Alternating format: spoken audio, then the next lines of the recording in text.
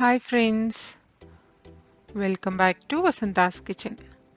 ఈ వీడియోలో మనం కారపూస ఎలా చేయాలో చూద్దామండి. ఈ కారపూసని కొన్ని చోట్ల జంతికలని కూడా అంటారు. ఈ కారపూసని ఏ పండగకైనా పిండి వంటకంగా చేసుకోవచ్చు. సో సంక్రాంతి వస్తుంది కదా, సంక్రాంతికి ఈ కారపూసని చేసుకోవచ్చండి. ముందుగా ఒక మిక్సింగ్ బౌల్లోకి 2 కప్పుల వరకు బియ్యం పిండిని తీసుకోవాలి. సో కప్పు మెజర్మెంట్ అనేది మీరు మీ దగ్గర ఉన్న ఏ కప్ అయినా తీసుకోవచ్చు. దానికి తగినట్టు మిగతా మెజర్మెంట్స్ కూడా తీసుకోవాలి. ఇప్పుడు ఇందులోకి 3 టేబుల్ స్పూన్స్ వరకు వేడి నూనెను వేయాలండి. బియ్యం పిండి కలుపుకునేటప్పుడు ఇలా వేడి నూనెతోనే కలుపుతారు. ఇప్పుడు దీన్ని ఒకసారి స్పూన్ తోటి మొత్తం ఇలా మిక్స్ చేయాలి. ఆ తర్వాత ఇందులోకి 1/2 టేబుల్ స్పూన్ వరకు ఉప్పుని యాడ్ చేసుకోవాలి. ఇంకా 1 టేబుల్ స్పూన్ వరకు కారం యాడ్ చేసుకోవాలి.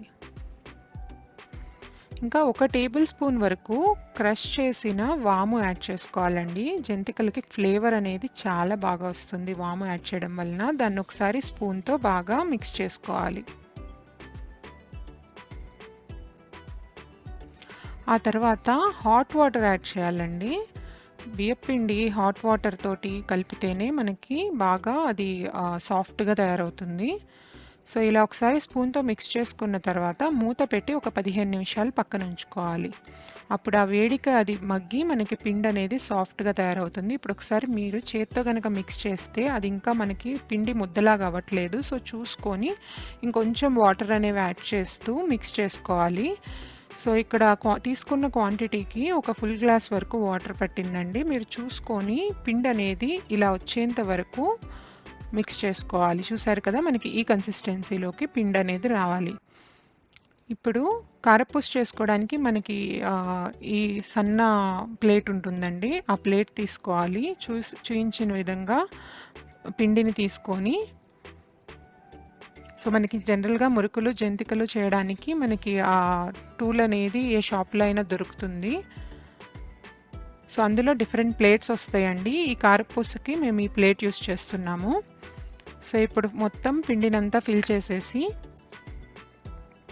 ఒక వెడల్పాటి చిల్లుల గంటను తీసుకొని చూయించిన విధంగా ఇలా మీరు కారపూసని వేసుకోవాలి. సో ఇది డైరెక్ట్ వేడి నూనెలో అయినా వేయచ్చండి, బట్ నూనె చిందకుండా ఇలా చేస్తే మనకి ఈజీగా ప్రిపేర్ చేసుకోవచ్చు. సో స్టవ్ ఆన్ చేసి కడాయిలో డీప్ ఫ్రైకి సరిపడా ఆయిల్ తీసుకొని మనం ప్రిపేర్ చేసిన కారపూసని ఇలా ఒకటొకటిగా ఆయిల్లోకి వేయాలండి. చూసారు కదా, చేత్తో ఇలా డైరెక్ట్ వేస్తూ ఉంటే మనకి ఆయిల్ అనేది కొంచెం చిందుతుంది. సో ఇలా వేస్తే చాలా ఈజీగా ఉంటుంది. సో మంటని మీడియం ఫ్లేమ్లో ఉంచి వీటిని ఇప్పుడు మనం ఫ్రై చేసుకోవాలి. సో అన్ని వైపులా ఈక్వల్గా ఫ్రై అయ్యేంత వరకు మధ్యలో ఇంకొక వైపుకి తిప్పుకొని గోల్డెన్ బ్రౌన్ కలర్ వచ్చేంత వరకు ఫ్రై చేసుకోవాలి. సో ఇప్పుడు మనకు కలర్ అనేది చేంజ్ అయిపోయిందండి. ఎక్సెస్ ఆయిల్ని డ్రైన్ చేసేసి పక్కకు తీసుకోవడమే. అలాగే మిగతా పిండితో కూడా కారపూసని ప్రిపేర్ చేసుకోవడమే.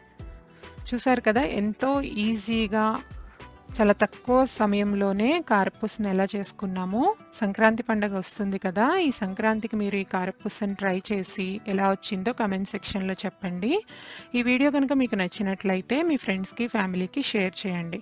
మరిన్ని టేస్టీ అండ్ వెరైటీ రెసిపీస్ కోసం వసంతాస్ కిచెన్కి సబ్స్క్రైబ్ అవ్వండి.